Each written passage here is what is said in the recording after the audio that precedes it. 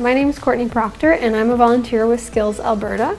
I'm in the fashion technology section, and today I'm here to show you how to use some of the skills and tools that came in your kit.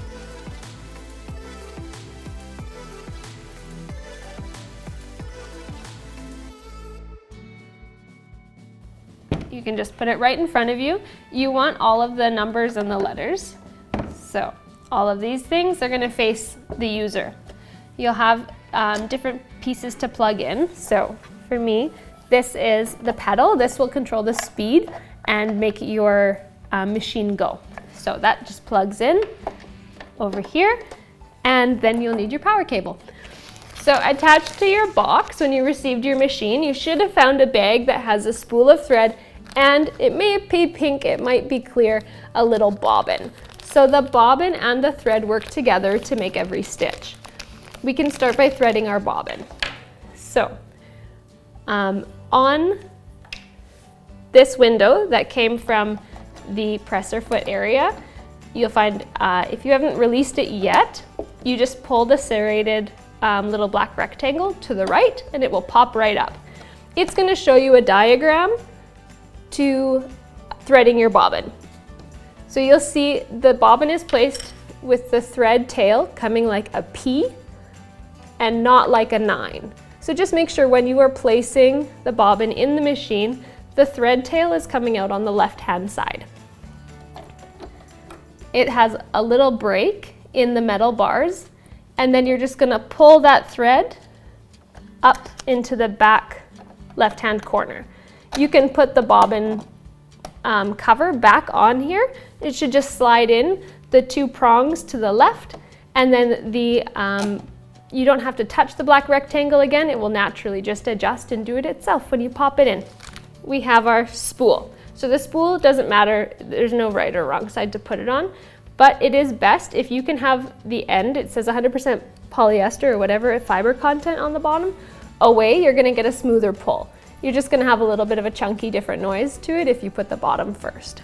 And then in the front of your machine, there's gonna be a section in front of the bobbin case that we just dealt with that you're just gonna slide to the left. So if you can see that, there's a compartment hidden.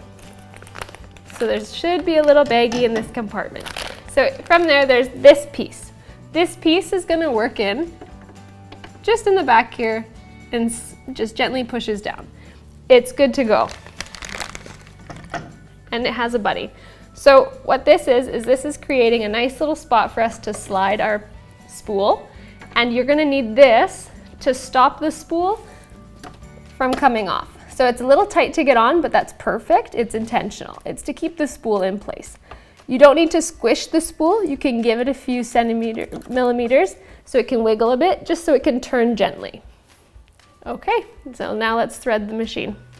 Now that we have the bobbin and the spool in place, we're gonna thread it. So taking the thread, you're gonna find numbers all along your machine. Following the numbers is just how to do it. So for number 1, if you can see here, I'm just coming under this metal plate and pulling, and I want to be laying the thread down in this track, I guess you can call it. Then it's going to come down beside this wheel with numbers on it, and I'm going to want to put it through there and kind of floss it like teeth. So that's called a tension disc, and it can only do its job if you've flossed. So bringing that down, I've just gone from number 1 to number 2. You'll see that there's an arrow with a 2. They don't really give you a visual on where that is, but you've done it. 3 has a little J-hook arrow. So you're just gonna follow that piece with a rounded edge and go up for 3. Then this is where you start to use the machine. You're gonna turn the wheel on the right-hand side, just palm it and turn towards yourself. And when you do, you're gonna bring up this little metal hook. It kind of looks like an elbow. You're just going to bring the thread beside it on the right and around to the left. Mine had a little clicking noise. Not all machines will provide you with that satisfaction, but once it's rested in the crook of the elbow, you can start pulling and bringing it down. So this counted as 4. There's a number 5, which is just a straight arrow, so coming straight down from there. And then above the needle, there's a little arm coming off, that you can just rest the thread behind, and then we're gonna thread it through the eye of the needle. So just going straight through. You might want your scissors to trim the edge, but on your machine, they have a little clipping area here. So you just see me pulling the thread tight, and there is a little protected razor here. So now that we had a sharper edge to put through, that was easy. And there's a little lever here, if you can see. I just have to pop that up and my foot will lift and I'm able to bring the thread towards the back. From here, I'm again gonna put my hand on the dial, bring it towards myself for a full up and down rotation of the needle, and you should start to see this thread pop up. So as I complete this turn, I'm able to bring up a loop, and now I have 2 threads coming up and back. Now you've threaded your machine and it's time for your safety goggles and some power. So our first step in this project is going to be cutting out a 4x4 square of your provided materials. What you'll need for this step is just a ruler, a marking utensil, and material. While we're cutting it out, typically we mark on the wrong side of a material. So if you are dealing with a patterned material, you can just go on the side where the pattern is less clear. So I'm just going to be using this white line as a guide, and I can mark 4 inches. And I find it helpful to just do a little vertical tick at the end of each of your lines. Then I'm going to rotate my material and working again, going for the 90-degree, following a thread if you have that good of eyesight, and marking again in the perpendicular direction, just making the 4 corners of your square. So the best way to check that you actually have made a square and not something close to a diamond is that your 4th edge measures within 1/8 of a 4-inch line. We don't have to be perfect, but we can be close. So now you can see I have a 4x4 square. So for my next step, I'm going to use my scissors to cut out my pattern. So when you're cutting fabric, traditionally you want to leave the fabric on the flat surface.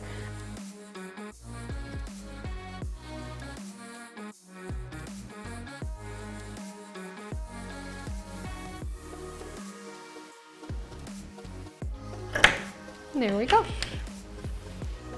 2 squares. Okay, so now that you have a square, you're gonna need to find a partner and pin your squares together. So I'm just putting right sides together. Again, if you have a more decorative side, you wanna be putting them together. So we call that the right sides or the face of the fabric, and this would be the back or wrong side. So right sides together, and I'm gonna grab my pins and just pin along one edge. Because it's a square, any edge is accurate. So when we're pinning, especially if we're going to be using a sewing machine, we want our pins to go perpendicular to the line we're sewing. This creates it so that when you're stitching, you can pull the pin out without hitting your sewing machine needle and breaking it. You're just moving up to the pin and it gives you the best accuracy.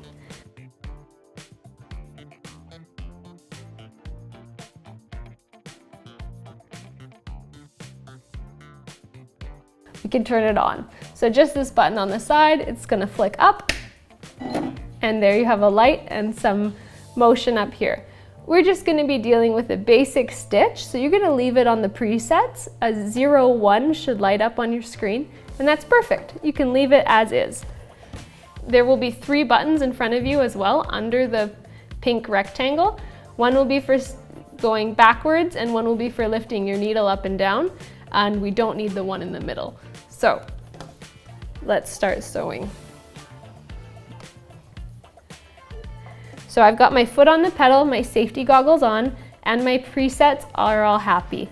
If I'm nervous, I can use the hand and move the needle myself, always turning towards me. If I'm confident, it's going fairly slow, so we're okay. As I approach a needle, I'm just gonna pull it out because it's no longer needed to hold things in place.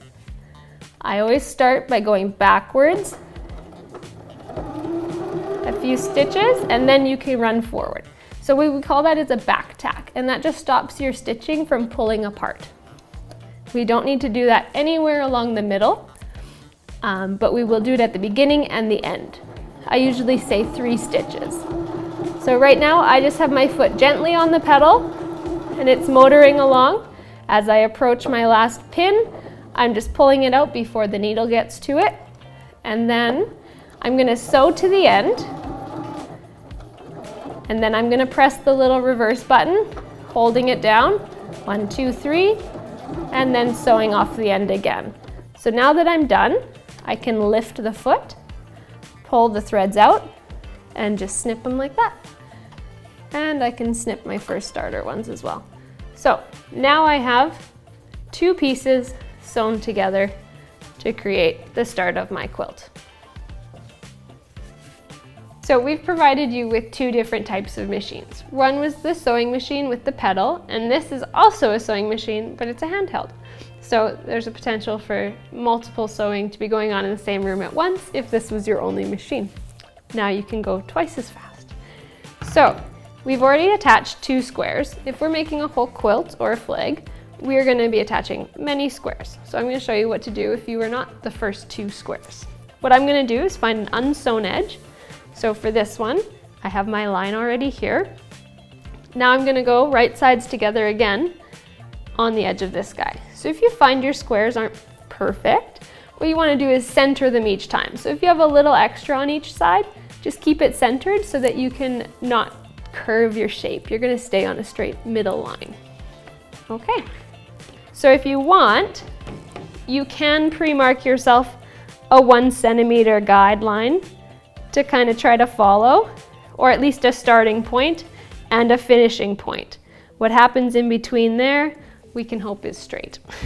So using your ruler or just eyeballing, finding yourself a little bit of a guideline. So when I turn it on, there's little feed dogs. So I'm going to be going in front of the machine, and I am going to line up my pencil mark with the needle, and it's going to feed from the side. So it's going to be taking it towards me.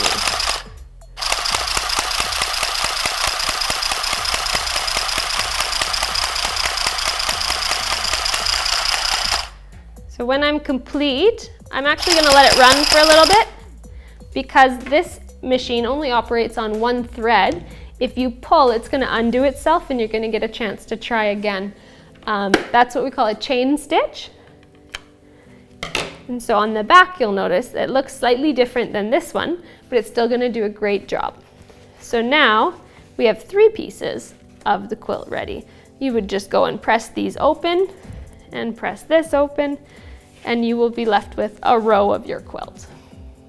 Okay, so now you've completed the task for Fashion Technology. We hope you enjoy the rest of Skills Exploration Days.